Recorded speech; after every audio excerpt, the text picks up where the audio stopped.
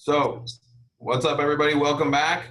Finally made it to the scripts module. We know this is one of the most important ones we do because everybody gets caught up in, well, okay, I found these people. I know how to contact them, but what do I say to them? I don't know what to say to make it happen. So that's what we're going to talk about today. Thatch and I are going to walk you through this, but we wanted to start with this meme about Dwight and how unconscious most people are when they're going through this. We see tons of salespeople and we experience it when we're being sold, that people just want to freestyle everything. And what we know is scripts are incredibly effective tools when they're used properly. A lot of people think, oh man, I got a good mouthpiece. I can just close anyone, anywhere, anytime. But what we know is scripts are incredibly important to have, and effective scripts make you a master and make it really easy. So we want to take some of the questions and the anxiety that people have about scripts out of the conversation and make it easy and natural for you to use this and incorporate it into your conversation. Don't be like Dwight here and just call people up and just freestyle it. And hey, I just met you. This is crazy, but here's my sales pitch. Buy it, maybe. Be intentional, right? Be inspired around what you're doing. And Thatch, I know you guys have talked a lot about that on the mindset stuff. Be intentional, be inspired, be confident, and the scripts can help with that, can't they? Here's what I'm going to tell you about script, okay? When I got into the real estate business in 1991, I was very scared to cold call and door knock. And I didn't realize this, okay? But until I met one of my real estate coach in 1994. And he said, the reason why people are scared to go out there and cold call and door knock sellers, right? And ask them, right, do they want to sell their home, is because they don't know what to say and when to say it. Because if an objection gets tossed at them, they don't know what to say, how to handle it, then basically they're going to feel stupid and dumb on the spot. And then, you know, most human beings don't want to feel stupid and dumb, especially in a business position. Yeah. So in order for you guys to eliminate the fear of cold calling, the fear of door knocking, you just got to know what to say and how to handle an objection. That anything gets tossed at you, then you remove all your fear. Mm-hmm. So that's the key why when we walk through these scripts, you want to take the time to internalize it and memorize it. And these scripts, you guys, are made to call seller, because we're teaching you how to go find property that the seller owns that you want to call them. So you're not calling a buyer, you're calling a seller. That's right. And we're making some assumptions that people who are watching this module, like you guys, have been in sales for a little while, understand your basics, can do a listing presentation, or wholesalers, you can get in and talk to a seller about the contract. The intention of this particular script is to get you to that appointment with this particular seller, as Thatch was talking about. So let's talk a little bit more about why we like the scripts. They're superpower tools. They're super powerful tools. Often they're misunderstood or not used effectively. Again, a lot of people have apprehension about this, or they're worried that I'm going to sound like a robot. I'm going to sound like I don't know what I'm doing. And that can definitely be the case. If you're trying to read and have a conversation with somebody, it's difficult. That's why we want you guys to practice this, get to know it, have it internalized. Thatch can roll through this script like in his sleep. That's how many times he's done it. That's how easy it is to use. That's where we want you guys to get to maximize your effectiveness. Once you're there, you can spend most of your time listening to what they're saying instead of trying to think about what you're going to say. And that's where you can make a higher conversion rate. We say a lot, you got two ears and one mouth for a reason. Use them accordingly. Ask a question and then focus on listening, hearing what they're telling you. They'll tell you what you need to know if you can listen. That's the importance of it. It must be internalized, right? Don't sound like a robot or be so worried about what you're saying. This is designed to give you a lot of confidence so that you'll know what you say before you get to the door. And that's where you found a lot of power, right, Thatch? Yeah, and the reason why people sound like robot, you guys, is because they haven't internalized it and made it them. The script is just a skeleton. Your personality is the meat that you're going to put on the skeleton. Mm-hmm. You still got to have a skeleton so that those questions is going to start at one end and then end at another end, which is hopefully to an appointment. But your personality is going to add to the skeleton. So you got to start with memorizing the skeleton. That's right.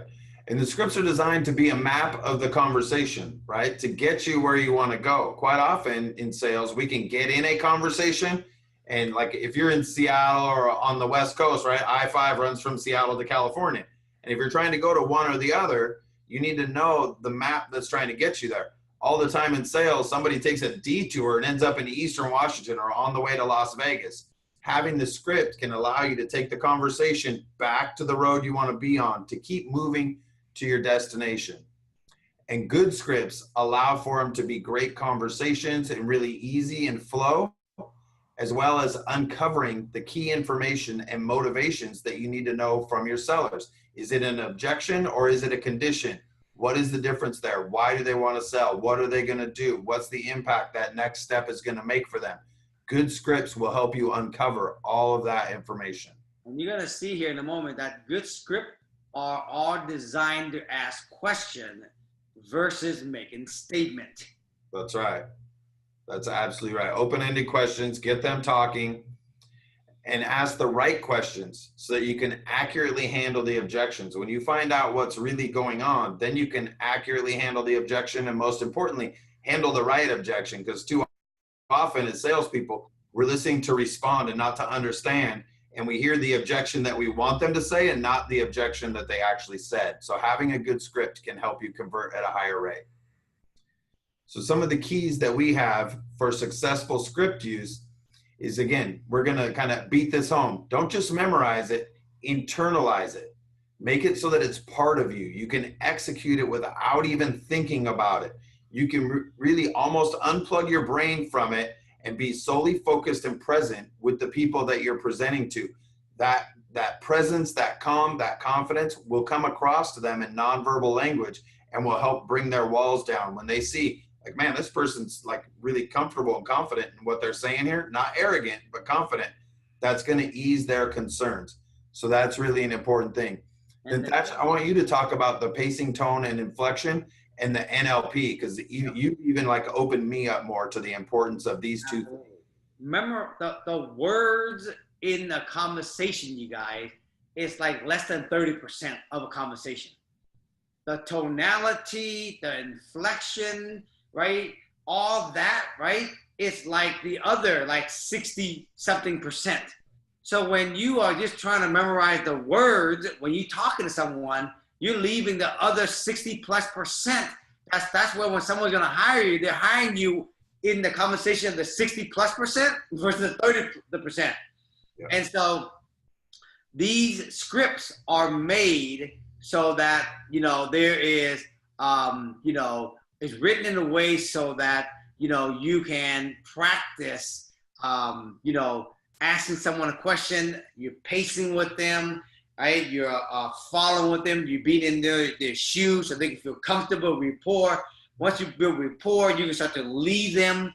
And inside this whole script, you guys, we teach you how to basically learn how to pace someone. So in the world, I learned this from my good friend Matthew Ferry, who taught a lot of sales, right? A good sales script, it is written in a way where there's a lot of open-ended question. It is written in a way where they teach you how to repeat and approve what someone's saying. And the reason why that's important, because you want the seller to know that you hear them and you heard them, okay? And when they feel like you heard them, they feel like you're listening to them. You also is going to learn how to mirror and match someone. When someone who's talking fast like me, you got to learn how to pick up the pace and talk fast like me, because a fast talking person kill a slow talking person. Yeah. A slow pacing person want to strangle a fast talking person because they think that guy is a slick salesperson. Mm-hmm. You can't focus on any of this stuff, folks, when you're just trying to remember the words in a conversation. Yep. And that's such an important point, that mirror and matching, and you can do it with body language, but the tone and the pacing is really critical. And you and I are both pretty fast talkers. So when I'm talking to a seller who's a slow talker, it's like painful for me to try to slow down. It's like I'm talking through quicksand. It's so slow. But it's important to get that trust and to build that trust. Eventually, you'll be able to, when you start leading them, get back up.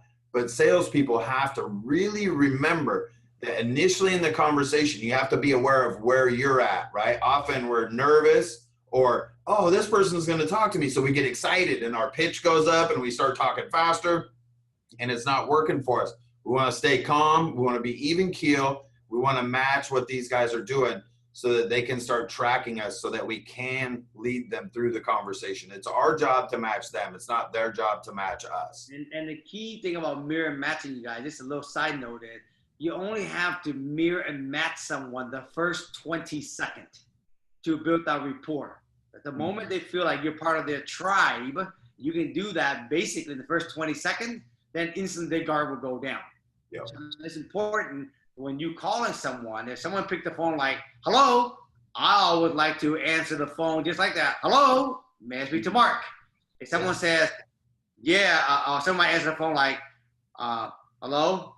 And then when I call them, I answer the phone like this. Hello, may I speak to Mark? Mm-hmm. So I really become conscious of all this stuff. And we're going to talk more about this for you guys. But the last point I want to make also on this is you got to follow the script verbatim. And you got to ask all the questions. You're going to see that there's going to be 6 or 7 questions that's really important. You need to follow the script verbatim, how it's written, because it's written in a way that's going to ask people to open up and talk. Mm-hmm. And you got to get to the question number 6 or 7 if you really want to hear the answer, yes, I want to sell. So you're not going to be very comfortable with the script at the beginning because you're not used to asking questions. Most salespeople are used to making statements. Oh, this is a great property. You should buy this. This is why. Versus asking a lot of questions. Yeah. And that's so important to remember because, again, salespeople want to like provide information overload or they think telling is selling and it's not. We want to get information, especially in these first 6 questions. We want to get information, not give information. So asking the questions as they're written, not trying to freestyle or add your own pizzazz. Add your pizzazz from your tone, from your inflection, from what's going on. Once you've got them comfortable, there'll be like little sub questions that can come under the main questions. That's where you can do something, but you got to be able to get them back on the road. Also, as you're learning this, go through the questions in order, but don't feel like if you are talking to somebody and you go question 3 in front of question 2, that you've screwed the whole thing up. You got to get all the questions as they're written. But if you have to do them out of order because of where the conversation takes you, that's okay. The goal is to gather all the information provided by asking these questions. Yeah, you guys want to look at this like a doctor. When you guys go to a doctor's office, right, the reception always say, we got a bunch of questions we want to ask you. Can we ask you this real quick? Mm-hmm. Bump. Because what they do, they're gathering, what's wrong with this person? What's he sick? Why he's sick? You know, is he allergic to anything? They're gathering. You need to know, are you selling? Why are you selling? Yes, you're selling. How soon you want to sell? When you want to move? Why? When? You want to know all that. Yep, absolutely. So the script is broken down into 3 different parts, and there's a little different kind of ways to do it. But you got to understand the intentionality of each piece of the script so that you got confidence in implementing it. First piece is the intro. You're going to introduce yourself and your service. You want to make sure you're talking to the correct person or the decision maker on the phone. And that's very early on. And remember, the first 60 seconds are your first impression. That's when the mirror matching is really important. Then we move into the rapport questions where you're learning to understand the prospect, determining their level of motivation. How soon? I'm never going to move to I'm trying to sell next week. They're somewhere in that scale. You want to uncover where they are in that. You want to build trust with them, and you want to create a conversation. We spend a lot of time reminding people that our focus isn't on convincing people who are not selling to sell. Don't spend your time trying to make that happen. Find the people who want to sell in the timeline that you determine this is what a lead is for me, and then cultivate those relationships. That's where you want to spend your time. And then qualify and set the appointment. Ask for the appointment, explain your offering and unique position, and then move into basic qualification. And all you guys have been doing this long enough, you should have some basic qualifications that you do to go on an appointment. You wouldn't go on an appointment. Somebody lives in a $50,000 mobile home that wants $1 million for it. Hopefully that's not an appointment that you're going on. So you want to understand, is this worth my time to do the extra research to go on the appointment? Right. Parts 2 and 3 are also designed to uncover objections and conditions. When done well, and with good follow-up questions so that you are doing some qualifying as you're moving through that. Again, this is really, and I want to say this too. And don't be afraid to flush the objection or the condition up to the surface. mm-hmm. You actually want to know what they're thinking. The worst thing a salesman can do or feel is like, I did a great presentation, but they didn't sign the contract. Well, I don't know why. Well, that's the moment when you wish, when you ask them, you know, what's stopping you? You want them to bring everything to the surface so you can actually handle the objection. Yep.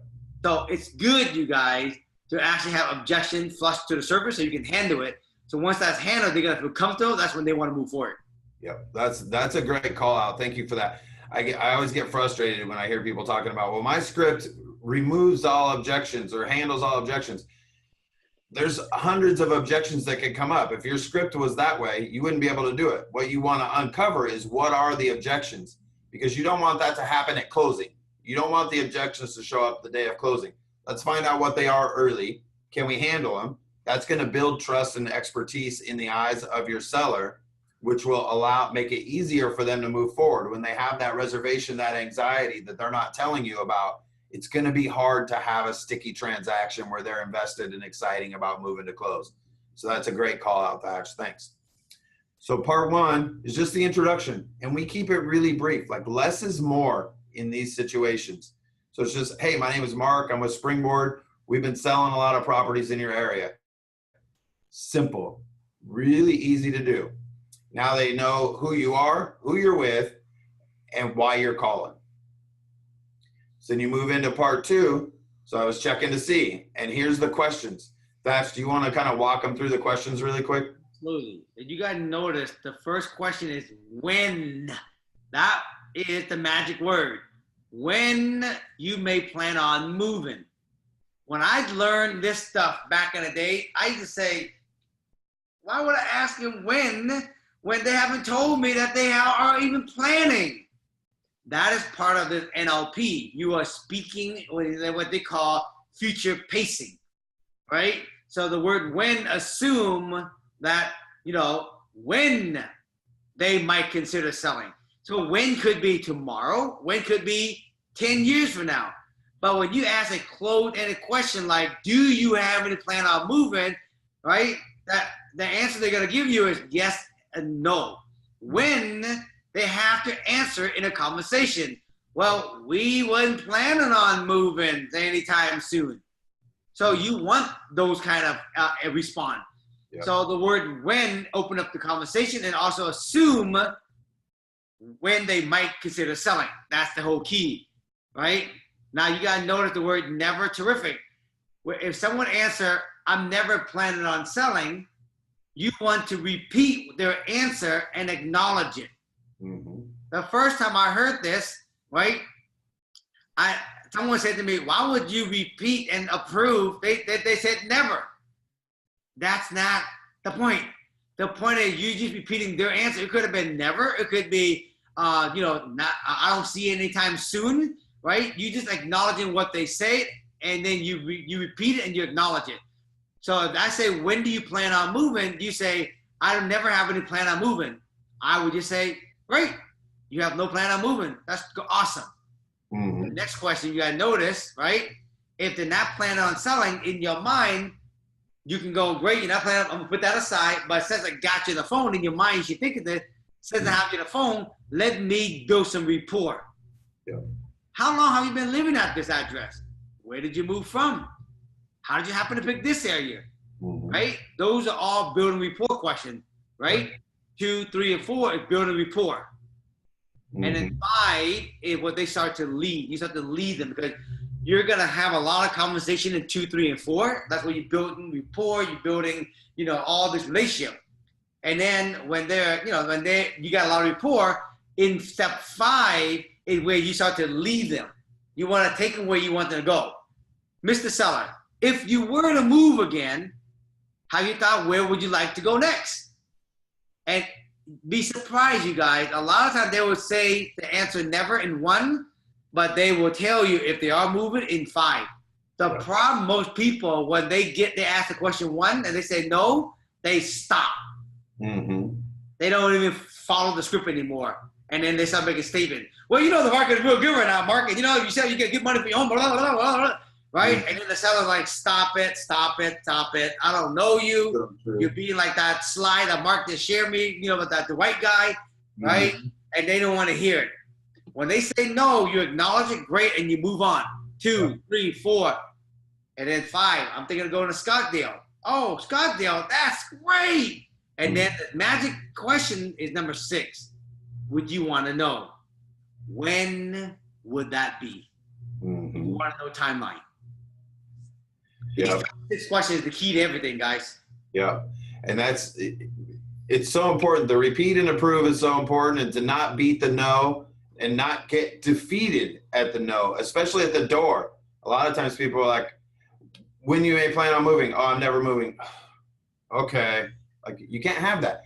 It's almost like a reflex objection, that first no. Don't expect it, but it happens all the time. Just like if you go into Nordstrom's or you go somewhere shopping and one of the salespeople who works there comes up, hey, can I help you?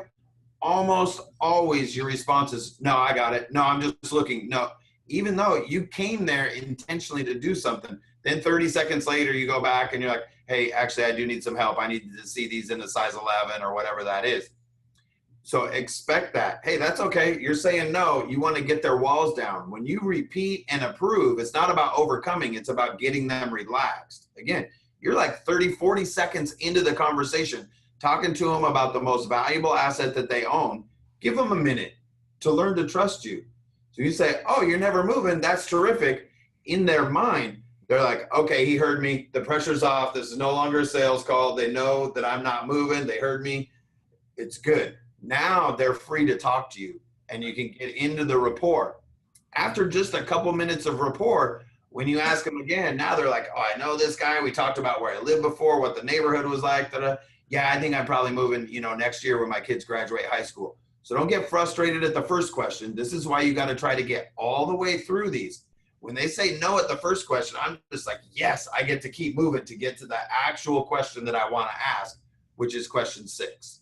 And the key after question 1 there, where they say, I'm never planning on moving, you want to repeat what they say, and you also want to acknowledge, like, well, thank you. Well, I appreciate you thinking about that, right? That's the tonality. Oh, you're not planning on moving. That's terrific. I appreciate you thinking about, you saying that. Mm-hmm.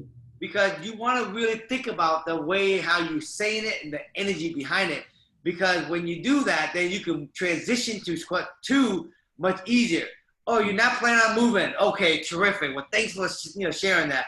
By the way, I'm just curious. How long have you been living at this address anyways? Mm-hmm. Because you acknowledge, you would, appreciate what they respond. And then now, let's put that aside.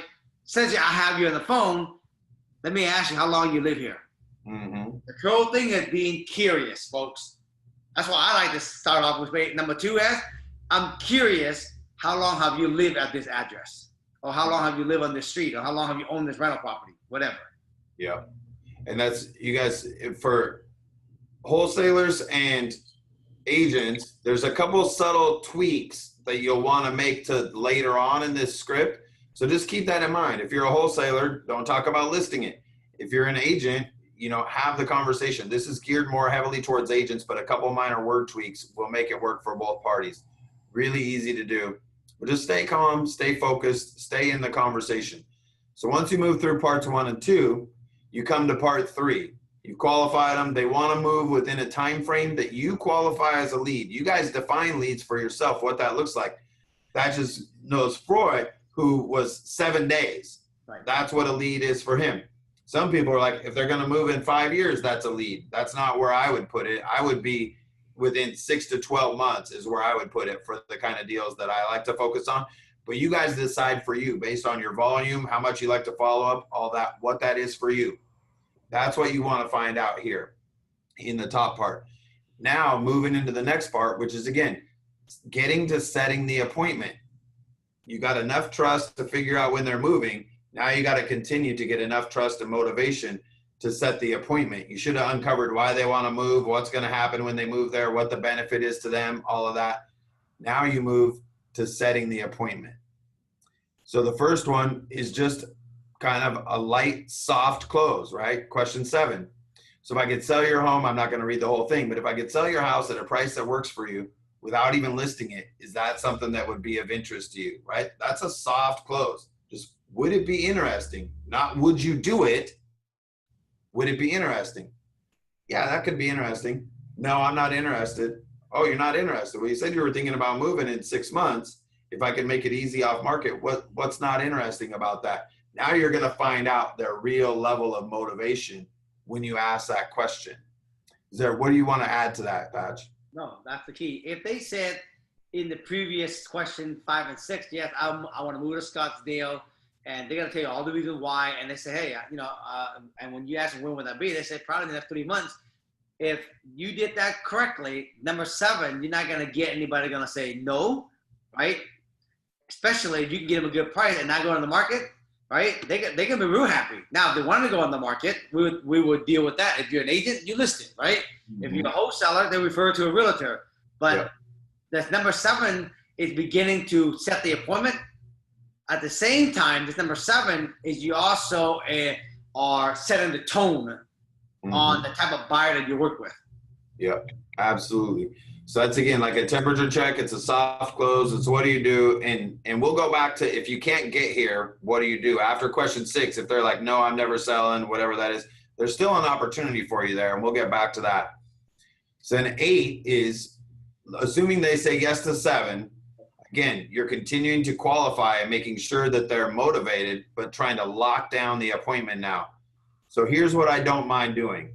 When it's convenient for yourselves, we can meet. I'll take a look at the house and the property, tell you realistically how much it'll sell for in today's market, how long it's going to take, and just exactly what we're doing to get all these homes sold. From there, you can decide what's best for yourself. How does that sound? Yeah.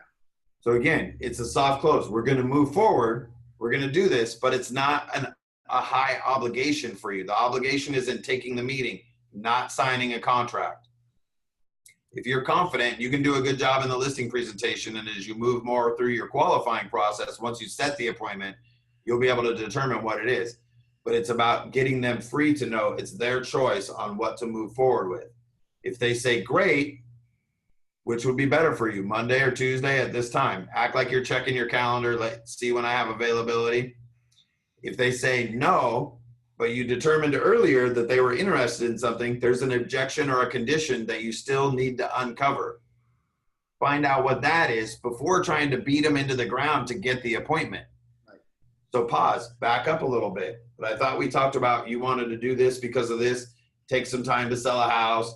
Here's what it is. What's stopping you from wanting to get started today in that process? Again, no obligation to do anything, but wouldn't the information help you out as you continue down this journey? So that's what you really want to try to uncover there.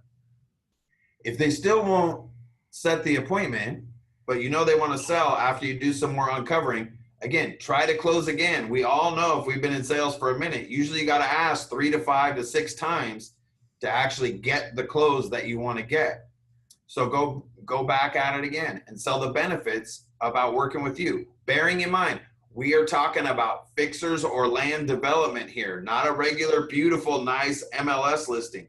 Our intention is that this is a house that needs a lot of work, that we're going to solve problems for the sellers. So you're reminding them about the benefits of working with you, how you can make it easy and solve their problem, which is getting the cash out of their house because they said they want to move at some point that works for you, and getting on to the next phase of their life. So question 10 is just a re-asking for the appointment, just like question 1 in the script and question 6 are the same thing in part 2. This is the same kind of thing down here, asking again. Keep in mind, the buyers I'm working with don't care about the condition of the house. The value's really in the land. We might be able to sell your property without even having to do an endless stream of people coming through your home.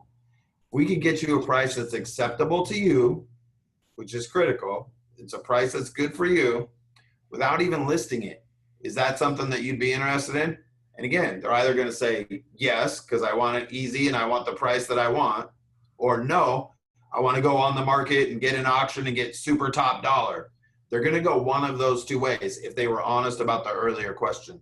And the thing, guys and gals, is this. Most of these property in this condition, like a fixer or a land development deal, most of these deals, when they get sold, they never sold on MLS anyway.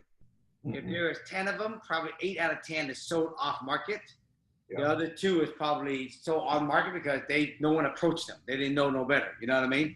But in order to make this effective, you guys, and in order for you guys to want to actually pick the phone up, you have to internalize and memorize the script verbatim so that it can just come out of your mouth.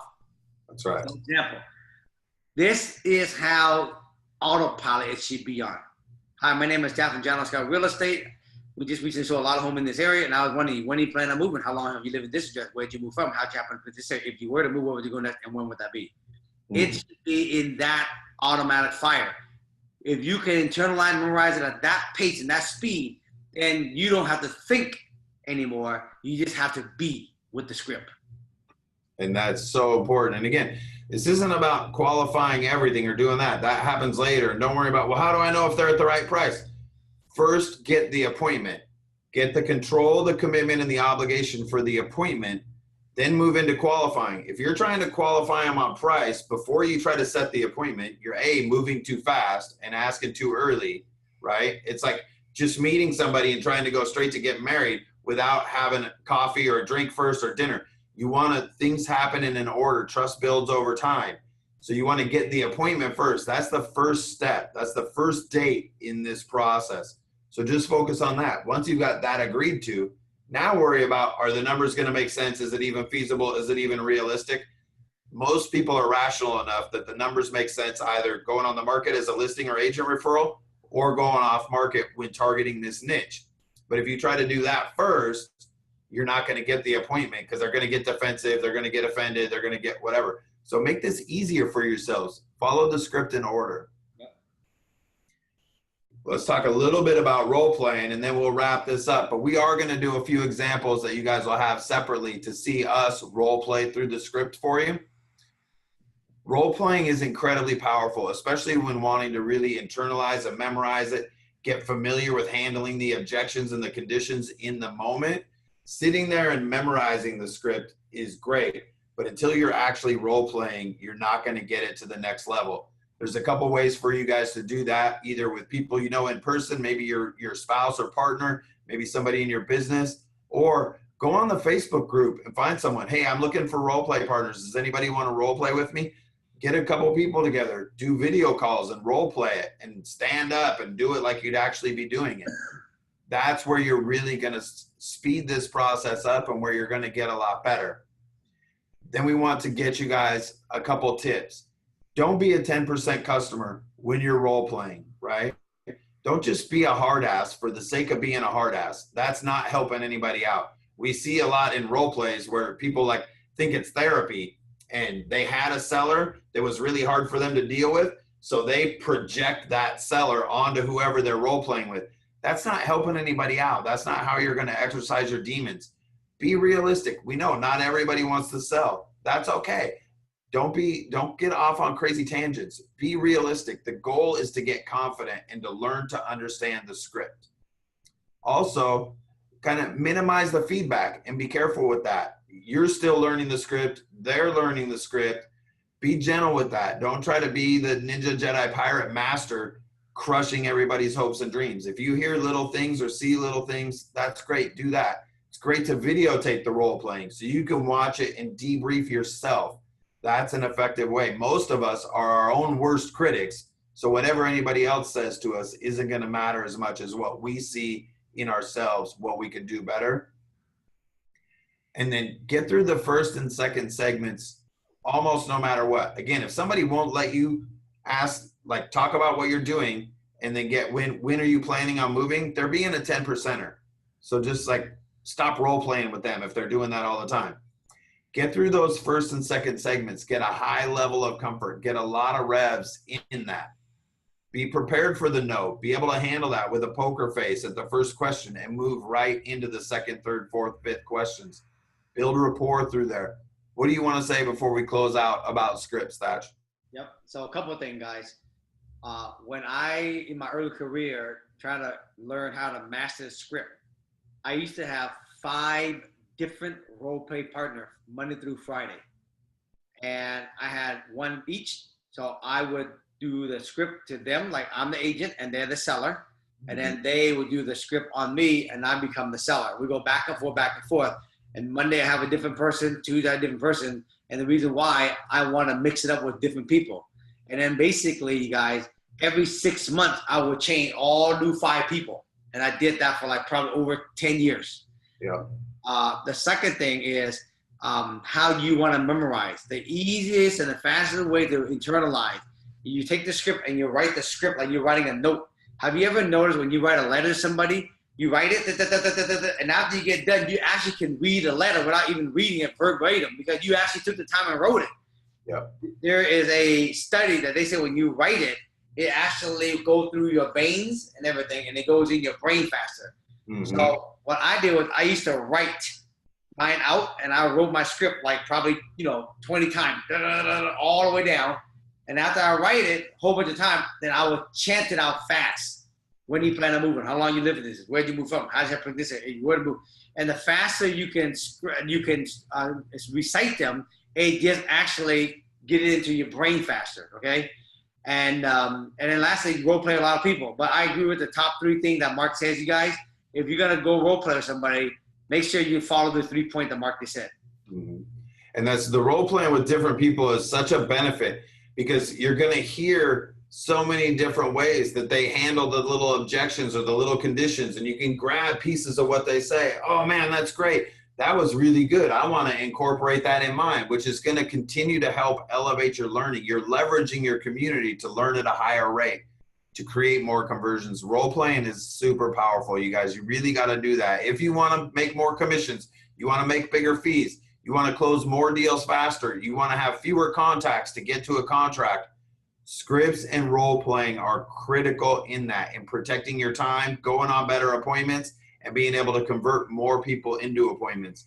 We don't want to convince the people that don't want to sell, but we want to make sure we get every person who wants to sell that we get in front of them. Increase that conversion rate. Well, that wraps up our formal module on scripts. You guys can check out the role playing. Again, feel free to revisit this just like all the other modules, including the mindset stuff. That's really important to keep your mind right, especially when you're role playing if you're starting to beat yourself up. Remember what you're focused on. Thanks for taking the time. We'll see you guys in the next module.